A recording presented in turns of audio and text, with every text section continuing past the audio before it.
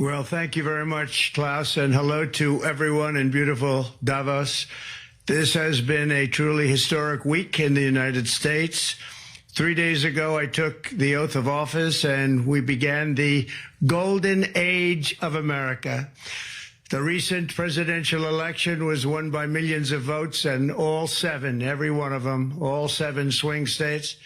It was a massive mandate from the American people like hasn't been seen in many years, and some of the political pundits, even some of my so-called enemies, said it was the most consequential election victory in 129 years. That's quite nice.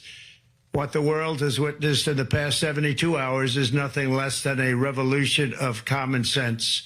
Our country will soon be stronger, wealthier, and more united than ever before, and the entire planet will be more peaceful and prosperous as a result of this incredible momentum and what we're doing and going to do.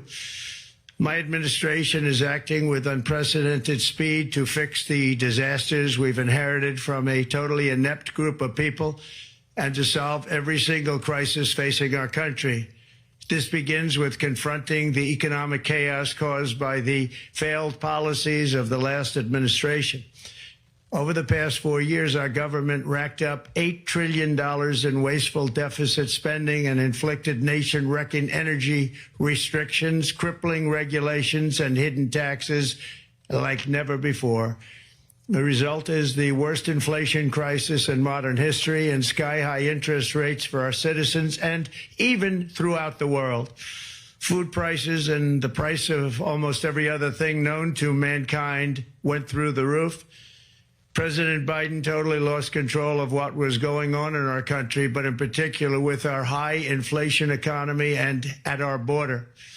Because of these ruinous policies, total government spending this year is $1.5 trillion higher than was projected to occur when I left office just 4 years ago. Likewise, the cost of servicing the debt is more than 230% higher than was projected in 2020. The inflation rate we are inheriting remains 50% higher than the historic target. It was the highest inflation probably in the history of our country. That's why from the moment I took office, I've taken rapid action to reverse each and every one of these radical left policies that created this calamity, in particular with immigration, crime, and inflation. On day one, I signed an executive order directing every member of my cabinet to marshal all powers at their disposal to defeat inflation and reduce the cost of daily life. I imposed a federal hiring freeze, a federal regulation freeze, a foreign aid freeze, and I created the new Department of Government Efficiency. I terminated the ridiculous and incredibly wasteful Green New Deal. I call it the Green New Scam. Withdrew from the one-sided Paris Climate Accord and ended the insane and costly electric vehicle mandate. We're going to let people buy the car they want to buy. I declared a national energy emergency, and it's so important, national energy emergency to unlock the liquid gold under our feet and pave the way for rapid approvals of new energy infrastructure. The United States has the largest amount of oil and gas of any country on earth, and we're going to use it.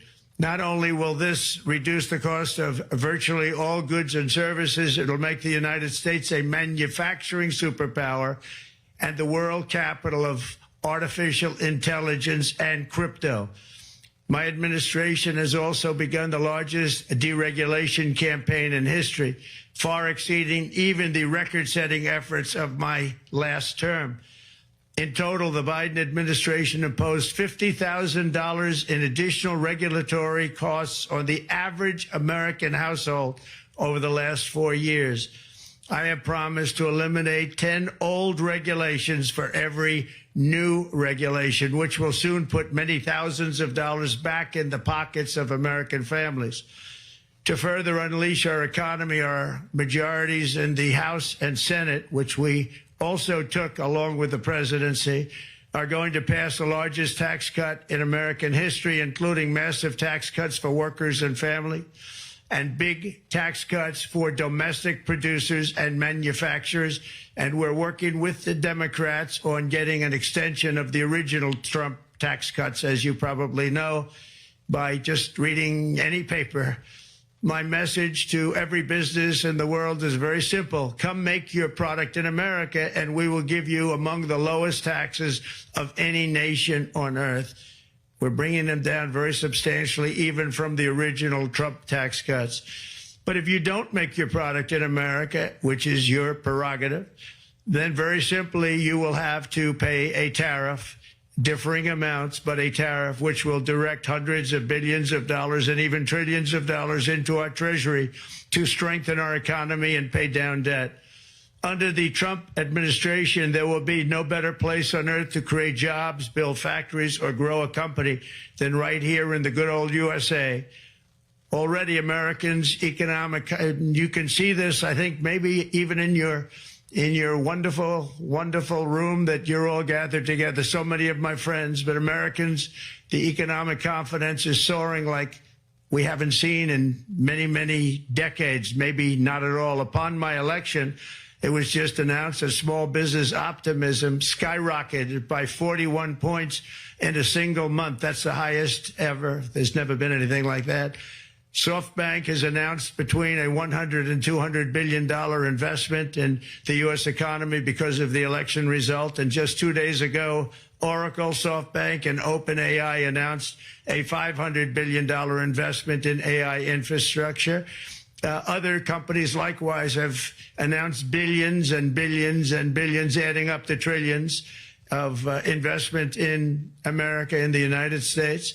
And it's also reported today in the papers that Saudi Arabia will be investing at least $600 billion in America. But I'll be asking the Crown Prince, who's a fantastic guy, to round it out to around $1 trillion. I think they'll do that because we've been very good to them. And I'm also going to ask Saudi Arabia and OPEC to bring down the cost of oil. You got to bring it down, which, frankly, I'm surprised they didn't do before the election. That didn't show a lot of love by them not doing it. I was a little surprised by that. If the price came down, the Russia-Ukraine war would end immediately.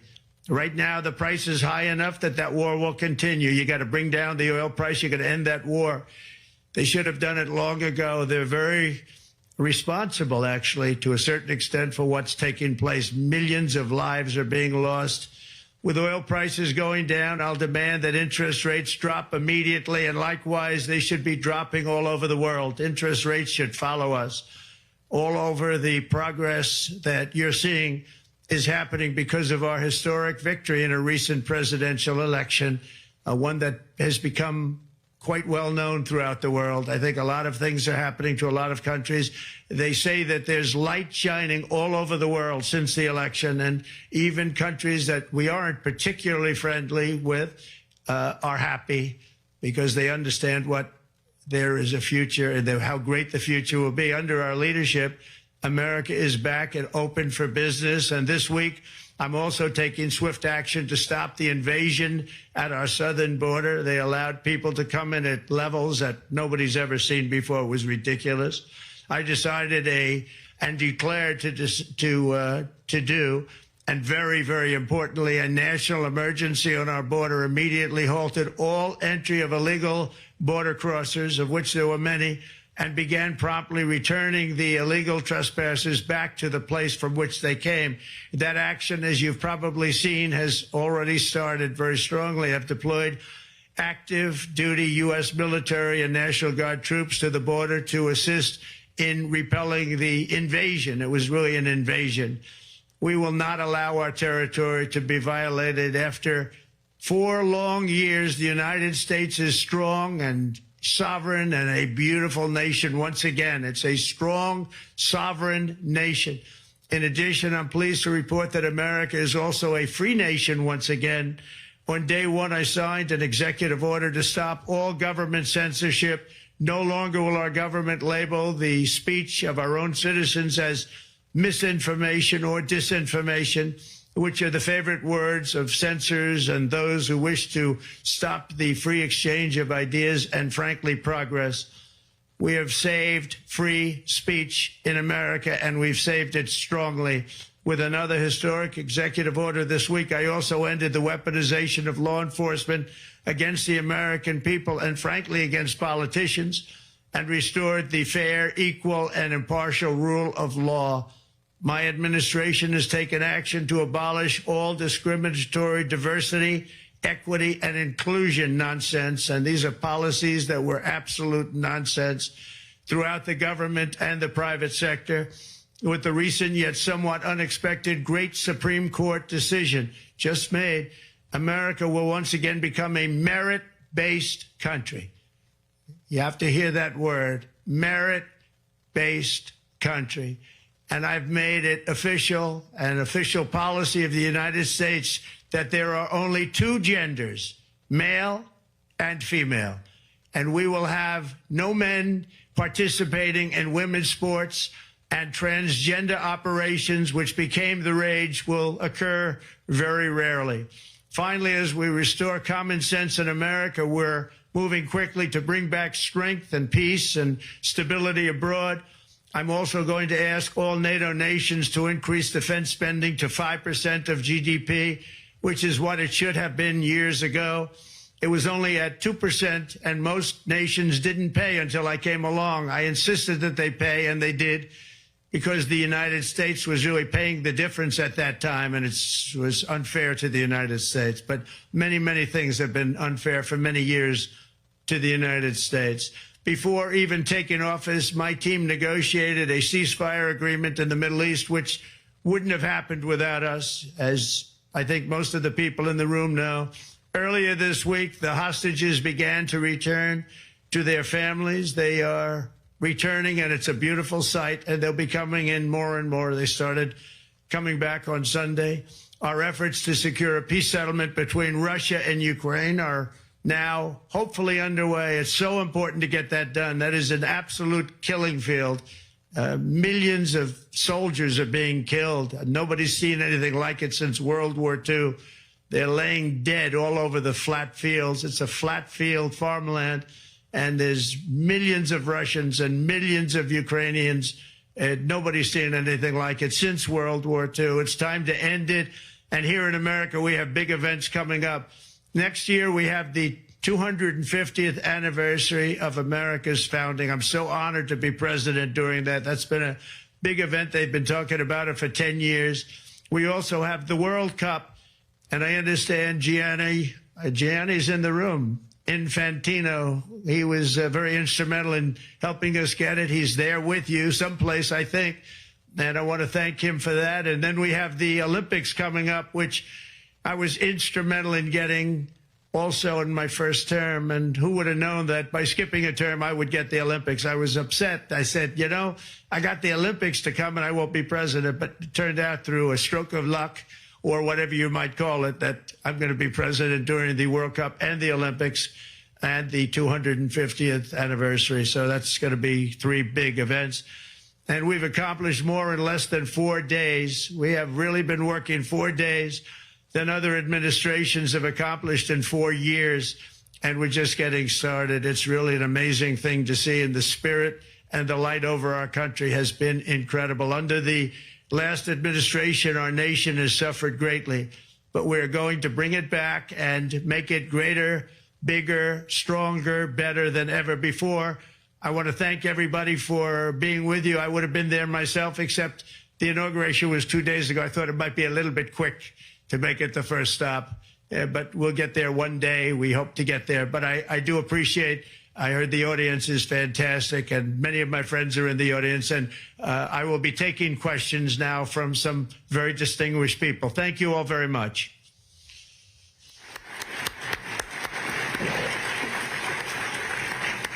Thank you very much, Mr. President, for that very powerful speech. And I think you could hear the applause all the way from Davos to the White House.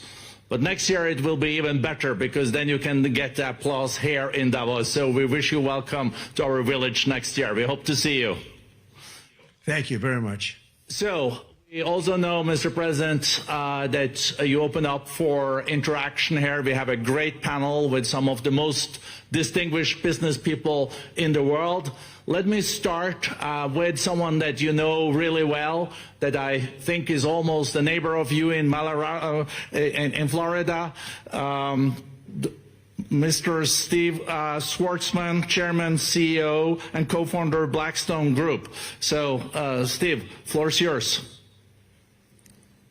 Well, Mr. President, I'm sure the Crown Prince of Saudi Arabia will be really glad you gave this speech today.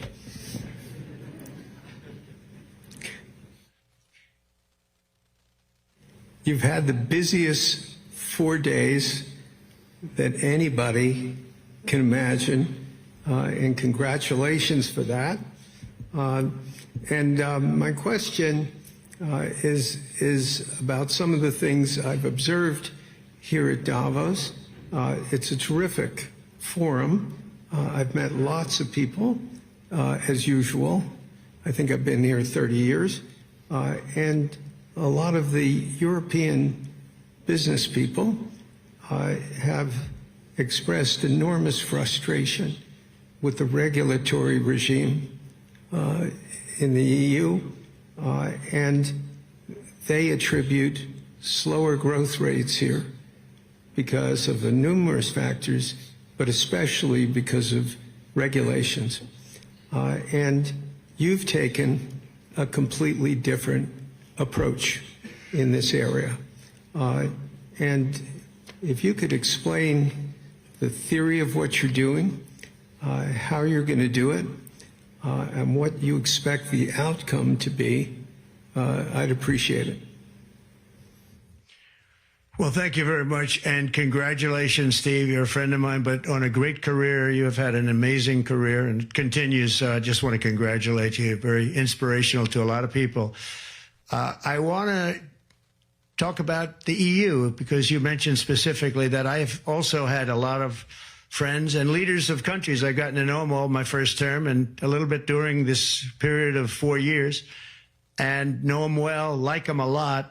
But they're very frustrated because of the time everything seems to take to get approved, environmental impact statements for things that you shouldn't even have to do that, and many, many other ways that it takes. And I'm going to give you a quick little example. In the private life, my beautiful private life, before I had all these things happening, the world is a little different. I had a nice, simple life. You knew that. But when I had that simple life, I did projects, and I had a big project in Ireland, and it had to get approval on something that would have made it even better. And I got the approval from Ireland in a period of a week, and it was a very, very, very efficient, good approval.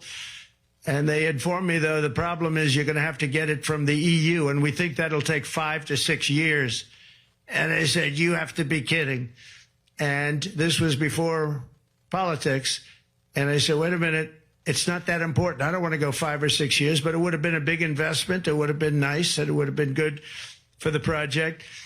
And I sent the people to the EU to see if they could speed it up. And basically it was a 5 or 6 year wait just to get a simple approval that Ireland gave me in a period of literally not much more than a week. And I realized right then, that was the first time I really was involved with the EU, but I realized right then that's a problem, and I didn't even bother applying to do it. Or if I did, I pulled it very quickly. I have to be very accurate because I don't want to be criticized. He did apply, actually. No, I want to be very accurate. So I don't think I did, but if I did, I pulled it very quickly. It was just something you couldn't wait 5 years or 6 years to get an approval. So a lot of in a very big business sense, a lot of people are claiming that's the problem. From the standpoint of America, the EU treats us very, very unfairly, very badly. They have a large tax that we know about, and a VAT tax, and it's a very substantial one. They don't take essentially don't take our farm products, and they don't take our cars, yet they send cars to us by the millions. They put tariffs on things that we want to do. Like, for instance, I think they actually, in terms of these are non-economic or non-monetary tariffs, and those are very bad, and they make it very difficult to bring products into Europe, and yet they expect to be selling, and they do sell their products in the United States. So we have, hundreds of billions of dollars of deficits with the EU. and nobody's happy with it, and we're going to do something about it, but nobody's happy with it. So I think the EU has to speed up their process. Friends of mine that are in some of the nations within the EU, great people, they want to be able to compete better, and you can't compete when you can't go through the approval process fast. There's no reason why it can't go faster. So, you know, I'm trying to be constructive because I love Europe. I love the countries of Europe, but the process is a very cumbersome one. And they do treat the United States of America very, very unfairly with the VAT taxes and all of the other taxes they impose. One other, just to finish up, I got a call from the head of a major airline, one of the biggest airlines in the world, and he said, "Sir, could you help us? What? Landing in Europe is brutal. They charge us fees for everything, and it's so unfair." I said, "How does it compare to China?" He said, it's much worse. And the other thing, as you know, they took court cases with Apple, and they supposedly won a case that most people didn't think was much of a case. They won 15 or 16 billion from Apple. They won billions from Google. I think they're after Facebook for billions and billions. These are American companies, whether you like them or not. They're American companies, and they shouldn't be doing that. And that's, as far as I'm concerned, it's a form of taxation. So we have some very big complaints with the EU. Thank you. Thank you very much, Mr. President. We'll now go to one of your friends in the EU, Patrick Pouyanné. He's the chairman and CEO of Total Energies. I guess you have a question ready, Patrick, for the President. Mr. President, as we understand, energy is at the top of your agenda, and it's an honor for me to represent the energy industry tonight. In this panel, Total Energies is indeed the fourth largest oil and gas and electricity company in the world. I will not ask you a question about the oil price. It's quite clear what you expect from us. I will go to gas more. And our company is the largest number one exporter LNG from the U.S. Company. We are a strong contributor to, and we invest in a mammoth LNG projects in Texas, $20 billion. It's far from 200, but it's $20 billion. And we contribute with that to security of supply to Europe, as we export this LNG to Europe. Some experts fear that if there are too many projects developed in the US on LNG, this could have an inflationary impact on the US domestic gas price. And they recommend a pause on these projects. I would ask you the following question: what are your views about such a pause on investments on LNG in the US? What would happen if you would observe an increased domestic gas price because of these exports? And final question, which is important for Europe: would you agree to guarantee security of supplies of US LNG to Europe? Well, in the last part of your question, yes, I would. I would make sure that you get it. If we make a deal, we make a deal, you'll get it. Because a lot of people do have that problem. They make a deal and then it can't get supplied because of war-type problems and other problems. So we would absolutely do that. LNG is very interesting because when I took office for the first term, one of the first things I looked at was there were two very massive plants in Louisiana, a state that has been very good to me, won it by many, many points. And I felt strongly indebted to it, actually. And they said there are two plants that have been under environmental consideration for more than 10 years. And they were costing, as you say, you know how expensive those plants are, but they were costing like 12 billion and I think 14 or 15 billion, but they couldn't get their permits. They were in review for years, many, many years, like a decade or more. And I said, so ridiculous. I know so much about that because in the construction industry, I had to go through it too, but I got good at it after a while. But I saw the projects, and you're talking about a total investment of 25 to $30 billion, and it looked like it was going to end. They couldn't get their permits, and I got them done in less than a week. It was done, completed. In fact, when they called them to announce that it was done, the countries, largely countries, Japan was involved and another country and some very big investors, they couldn't believe it. They actually couldn't believe it. And I said, just do yourself one favor. Don't pay any consultants, because the only one that got it done was me. I got it done because it was the right thing to do for the U.S. and for the world. But the consultants had nothing to do with it. You know, the consultants go in and they say, give us millions of dollars because Trump did it. Nobody called me about it. I just heard it was a problem for years. And I got it done because it was the right thing to do for the U.S. and the right thing to do for beyond. It had to do with energy, very important. So I think it's very important. I think I disagree with one. I think the more that you do, the lower the price is going to go. And what I'd like to see is rapid approvals. We're going to give very rapid approvals in the United States, like with the AI plants, talking to many people want to build them. That's going to be a very big thing. We're going to build electric generating facilities. They are going to build. I'm going to get them the approval. Under emergency declaration, I can get the approvals done myself without having to go through years of waiting. And the big problem is we need double the energy we currently have in the United States. Can you imagine?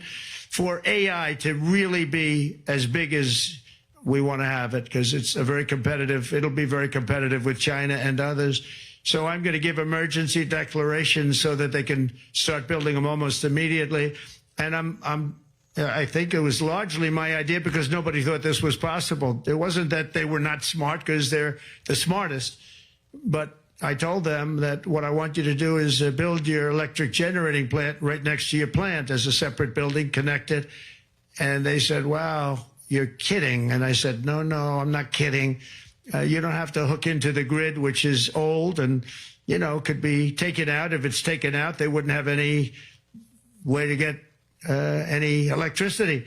So we are going to allow them to go on a very rapid basis to build their plant, build the electric generating plant. They can fuel it with anything they want, and they may have coal as a backup, good, clean coal, If there were a problem with a pipe coming in, as an example, you're going with gas, oil or gas, and a pipe gets blown up or for some reason doesn't work, there are some companies in the U.S. that have coal sitting right by the plant so that if there's an emergency, they can go to that short-term basis and use our very clean coal. So that's something else that a lot of people didn't even know about, but nothing can destroy coal, not the weather, not a bomb, nothing. It might make it a little smaller, might make it a little different shape, but coal is very strong as a backup. It's a great backup to have that facility, and it wouldn't cost much more money. And we have more coal than anybody. We also have more oil and gas than anybody. So we're going to make it so that the plants will have their own electric generating facilities attached right to their plant. They don't have to worry about a utility. They don't have to worry about anything. And we're going to get very rapid approvals. Thank you. Thank you so much, Mr. President. We'll now go to another CEO that you know very well, Brian Moynihan, the CEO and Chair of Bank of America. Good afternoon, Mr. President, and congratulations, and obviously an eventful week for you and your family. If you remember 5 years ago, you came here and we walked among 150 CEOs from all over the world, and you engaged with them about your policies and your procedures. This year you're not here, and yet this week was eventful from the orders that you mentioned earlier, literally a wave of orders coming out on immigration, on trade, and many other matters.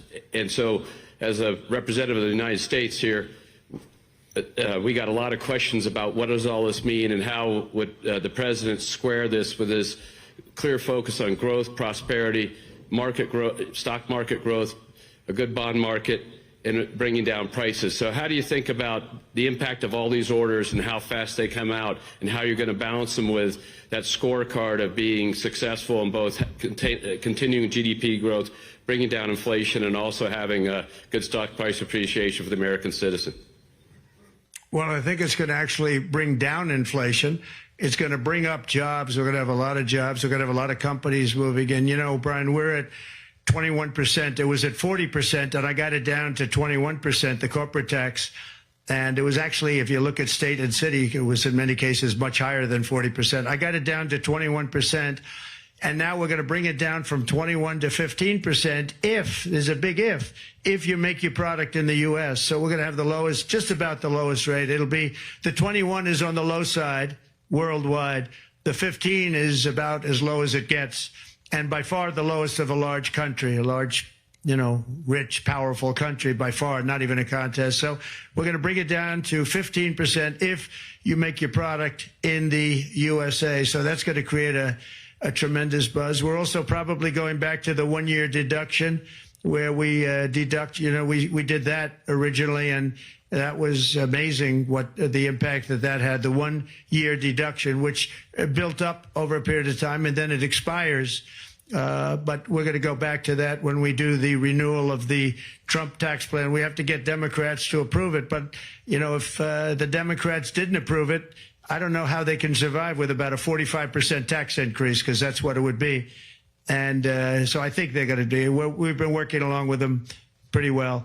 I think it's very hard for a political group to say, let's charge people 45% more.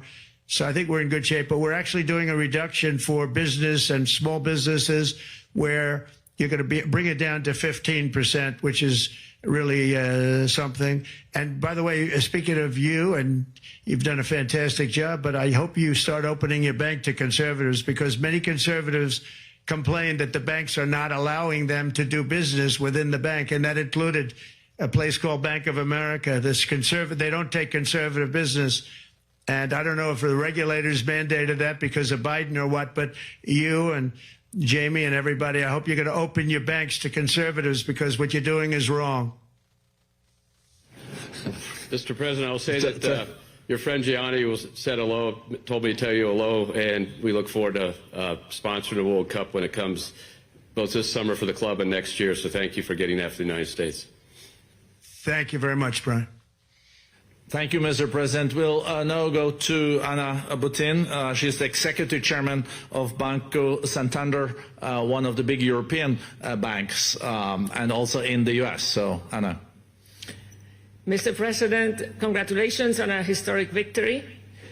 I believe you don't know me as well as my fellow panelists, so a few words. Santander is one of the largest banks in the world by number of customers, 170 million. That's more than my friend Brian or my friend Jamie have. And those... They fix the regulation. That's coming, that's coming. That was cheeky. We're a big investor in the United States. We have many million customers, 12,000 employees. We're one of the largest auto lenders. And we recently launched a fully digital bank called Open Bank. We strongly believe banks have a pivotal role in the economy, and we can accelerate growth and help many more customers. That's what we're doing in the United States. So, as Brian pointed out, we very much welcome your focus on deregulation and reducing bureaucracy. So my question is, what are your priorities in this regard, and how fast is this going to happen? Thank you very much. I think it's going to, thank you and congratulations. I know very much about your bank, and you've done a fantastic job. Congratulations. We are going to move very quickly. We've moved very quickly. We've done things in the last 3 days that nobody thought were possible to do in years.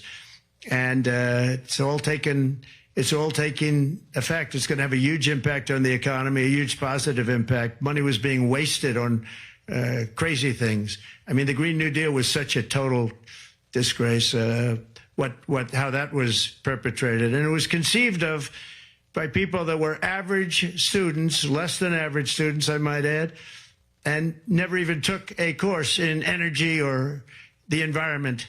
It was just a game. Remember, the world was going to end in 12 years? Remember that? Well, the 12 years has come and gone. It was going to end. It was going to all foam into earth. But, the time has come. These people, and they really scared the Democrats large. I can't say the Republicans. The Republicans maybe could have fought harder to stop it, but it's been a tremendous waste of money. During my 4 years, we had the cleanest air, we had the cleanest water, and yet we had the most productive economy in the history of our country. We had the most productive economy. Until COVID came, we had the most productive in the history of our country by far. and actually you could look worldwide. We were beating everybody from China to everybody else. So, and we think we really now, with what we have learned and all of the other things that have taken place, we think we can even far surpass that, actually far surpass it. But one thing we're going to be demanding is we're going to be demanding respect from other nations.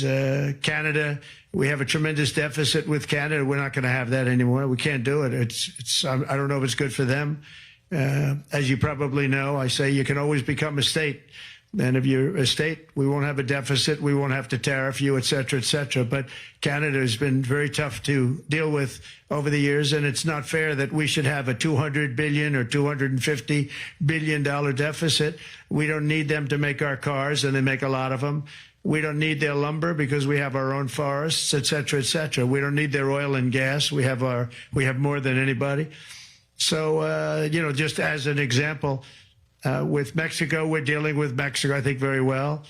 And we just want to be treated fairly with other nations, because there's hardly a nation in the world, and I blame this on us, and I blame it on politicians that, for some reason, probably mostly it's stupidity, but you could also say other reasons, but mostly stupidity. They've allowed other nations to take advantage of the U.S., and we can't allow that to happen anymore. We have debt. It's a very small debt when you compare it to the value of the assets that we have, but we don't want to do that. We want to just have debt be obliterated, and we'll be able to do that fairly rapidly. And a lot of good things are going to happen. And honestly, good things are going to happen for the world, and good things are going to happen for the people that are dealing with us, allies and beyond allies. One thing very important, I really would like to be able to meet with President Putin soon and get that war ended. And that's not from the standpoint of economy or anything else. It's from the standpoint of millions of lives are being wasted. Beautiful young people are being shot in the battlefield. The bullet, very flat land, as I said, and the bullet goes, there's no hiding. And a bullet, the only thing going to stop the bullet is a human body. And you have to see, I've seen pictures of what's taken place. It's a carnage, and we really have to stop that war. That war is horrible. And I'm not talking economy. I'm not talking economics. I'm not talking about natural resource. I'm just talking about there's so many young people being killed in this war, and that's not including the people that have been killed as the cities are being, knocked down building by building. So we really should get that stopped. Likewise, in the Middle East, I think we've made a lot of progress in the Middle East, and I think that's gonna come along pretty well. Thank you. Thank you, Mr. President. We know that the most consequential relationship in the world is between the U.S. and China. U.S. 28% of the global economy, China close to 20. That's almost half of the global GDP. And we know that you called President Xi Jinping last Friday. We heard that you had a good discussion. How do you see the relationship between the U.S. and China in the next 4 years under your leadership? He called me, but I see it very good. I think that we're going to have a very good relationship. All we want is fairness. We just want a level playing field. We don't want to take advantage. We've been having massive deficits with China. Biden allowed it to get out of hand. He's $1.1 trillion deficit. It's ridiculous. And it's just an unfair relationship. And we have to make it just fair. We don't have to make it phenomenal. We have to make it a fair relationship. Right now, it's not a fair relationship. The deficit is massive, as it is with other countries, a lot of Asian countries, actually. But we have deficits that are very big, and we can't keep doing that. So we're not going to keep doing that. But I like President Xi very much. I've always liked him. We always had a very good relationship. It was very strained with COVID coming out of Wuhan. Obviously, that strained it. I'm sure it strained it with a lot of people, but that strained our relationship. But we always had a great relationship, I would say, and we look forward to doing very well with China and getting along with China. Hopefully, China can help us stop the war with, in particular, Russia, Ukraine. They have a great deal of power over that situation. and we'll work with them. And I mentioned that during our phone conversation with President Xi, and hopefully we could work together and get that stopped. We'd like to see denuclearization. In fact, with President Putin, prior to an election result, which was frankly ridiculous, we were talking about denuclearization of our two countries, and China would have come along. China has a much smaller right now nuclear armament than us, or field than us, but they're going to be catching it at some point over the next 4 or 5 years. And I will tell you that President Putin really liked the idea of cutting way back on nuclear. And I think the rest of the world, we would have gotten them to follow. And China would have come along, too. China also liked it. Tremendous amounts of money are being spent on nuclear. And the destructive capability is something that we don't even want to talk about today because you don't want to hear it. It's too depressing. So we want to see if we can denuclearize, and I think that's very possible. And I can tell you that President Putin wanted to do it. He and I wanted to do it. We had a good conversation with China. They would have been involved, and that would have been an unbelievable thing for the planet. Mr. President, when you're back here in Davos next year, will there be then a peace agreement with Ukraine and Russia by then? Well, you're going to have to ask Russia. Ukraine is ready to make a deal. Just so you understand, this is a war that should have never started. If I were president, it would never have started. This is a war that should have never, ever been started. And it wasn't started during there was never even talk about it. I knew that it was the apple of President Putin's eye, but I also knew that there was no way he was going in, and he wasn't going to go in. And then when I was out, bad things happened, bad things were said, a lot of stupidity all around, and you end up with what you have. Now you have all these bombed out cities. They look like demolition sites with many people killed. I think the thing that you'll see about Ukraine is that far more people have died than is being reported. And I've seen that. But far, far more people have died. When you look at a city that's become a demolition site where big buildings have been collapsed by missiles hitting them and everything else, and they say one person was slightly injured. No, many people were killed. Those are big buildings. I was surprised at how that was my business. These are buildings that go 2 and 3 blocks long. They're 20 stories high. They're big, powerful buildings, and they were knocked down, and there were a lot of people in those buildings that announced that 2 people were injured. That's not true. So I think you're going to find that there were many more people killed in Ukraine in the Ukraine war than anybody has any idea. But if you look now, so many of the people being killed are soldiers just facing each other with guns, rifles, and drones, the new form of warfare, drones. And it's a very sad thing to see. And when you see pictures of the fields that I see, nobody wants to see it. You'll never be the same. Thank you very much, Mr. President, on behalf of all the 3,000 participants here in Davos. We really underline that joining us the third day in your presidency, live taking questions here. President Trump there addressing the World Economic Forum remotely in Davos, Switzerland there. This is the first major international speech that he's made since being elected president. Just a couple of the headlines to come out of this.